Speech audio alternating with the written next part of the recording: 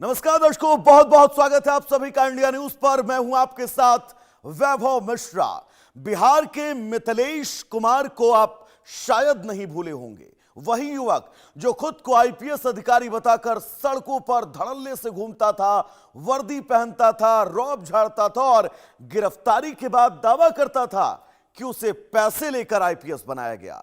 लेकिन अब उत्तर प्रदेश के शाहजहांपुर से जो सामने आया वह उससे भी कहीं ज्यादा चौंकाने वाला है, क्योंकि यहां कोई नकली आईपीएस नहीं बल्कि एक 21 साल का युवक खुद को भारतीय सेना का ब्रिगेडियर बताकर महीनों धड़ल्ले से घूमता रहा। और हैरानी की बात तो यह कि उसे पकड़ने के लिए सेना को बाकायदा एक जाल बिछाना पड़ा। वो जाल क्या था, इस रिपोर्ट के जरिए आपको समझाएंगे। भारतीय सेना का ब्रिगेडियर, कंधों पर चमकते सितारे, आगे पीछे सुरक्षा, लग्जरी एसयूवी और साथ में कथित कमांडो। पहली नजर में किसी को भी लगेगा कि कोई वरिष्ठ सैन्य अधिकारी किसी आधिकारिक दौरे पर निकला है, लेकिन शाहजहांपुर में जो तस्वीरें सामने आई उसने सेना और सुरक्षा एजेंसियों तक को हैरान कर दिया, क्योंकि ये कोई असली ब्रिगेडियर नहीं बल्कि 21 वर्षीय आर्यन वर्मा था, जो पिछले कई महीनों से खुद को भारतीय सेना का वरिष्ठ अधिकारी बताकर लोगों के बीच रौब जमा रहा था। जानकारी के मुताबिक अप्रैल महीने में सेना को इनपुट मिला कि एक युवक ब्रिगेडियर की सेरेमोनियल यूनिफॉर्म पहनकर शाहजहांपुर, बरेली और आसपास के इलाकों में घूम रहा है। वो खुद को सेना का वरिष्ठ अधिकारी बताता था, सरकारी प्रतिष्ठानों में पहुंचता था और लोगों पर अपना प्रभाव जमाने की पूरी कोशिश करता था। इन सूचनाओं के बाद मिलिट्री इंटेलिजेंस और सेना की अन्य खुफिया इकाइयों ने उसकी गतिविधियों पर नजर रखना शुरू कर दिया, लेकिन आर्यन को पकड़ना आसान नहीं था। बताया जा रहा है कि वो लगातार अपनी लोकेशन बदलता था, कभी अलग गाड़ियों का इस्तेमाल करता था तो कभी अपने आसपास सुरक्षा का ऐसा माहौल तैयार करता था कि लोगों को उस पर शक ही ना हो। जब सीधे तरीके से सफलता न मिली तो सेना ने एक खास योजना बनाई। अधिकारियों ने आम नागरिक बनकर उससे संपर्क किया और उसे सेना भर्ती की तैयारी कर रहे युवाओं को प्रेरक भाषण देने का निमंत्रण दिया। कार्यक्रम का स्थान चुना गया शाहजहांपुर कैंट का शहीद संग्रहालय। आर्यन इस निमंत्रण को असली समझ बैठा और शुक्रवार सुबह पूरी तैयारी के साथ कार्यक्रम स्थल पहुंचा। वो एक एसयूवी में सवार होकर आया जिस पर सेना के वरिष्ठ अधिकारियों से जुड़े स्टार और झंडे लगे थे। उसके साथ 2 निजी बाउंसर भी थे जिन्हें वो एनएसजी कमांडो बताता था। लेकिन जैसे ही वो कैंट क्षेत्र में दाखिल हुआ, पहले से तैयार सेना के अधिकारियों ने उसे चारों तरफ से घेर लिया और पूरा खेल वहीं खत्म। तलाशी में जो कुछ मिला उसने मामले को और गंभीर बना दिया।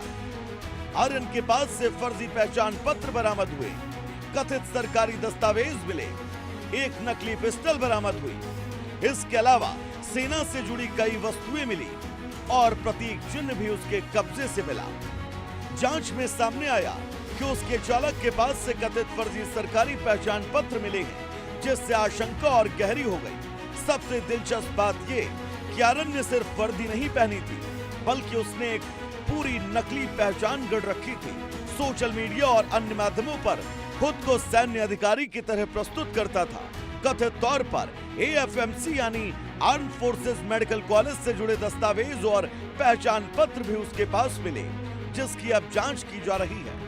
सुरक्षा एजेंसियां पता लगाने में जुटी हैं कि आखिर ये दस्तावेज बने कहां और इन्हें तैयार करने में किसने मदद की। आर्यन वर्मा दिल्ली से जुड़ा है, मेडिकल प्रवेश परीक्षा की तैयारी कर रहा था।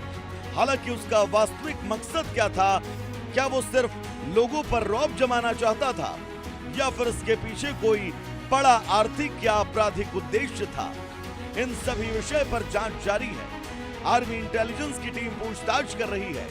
जांच पूरी होने के बाद स्थानीय पुलिस आगे की कार्रवाई करेगी। इस रिपोर्ट की शुरुआत हमने बिहार के मिथिलेश कुमार से की थी, क्योंकि वहां भी एक सवाल था कि आखिर कोई व्यक्ति इतनी आसानी से आईपीएस अधिकारी कैसे बन गया। और अब शाहजहांपुर का ये मामला उसी सवाल को बड़ा बना देता है, क्योंकि यहाँ एक युवक सिर्फ वर्दी पहनकर नहीं घूम रहा था बल्कि ब्रिगेडियर की पूरी पहचान बनाकर सिस्टम के सामने खड़ा था। एसयूवी और सैन्य प्रतीक, कथित कमांडो, फर्जी पहचान पत्र, नकली दस्तावेज और महीनों तक चलता रहा खेल।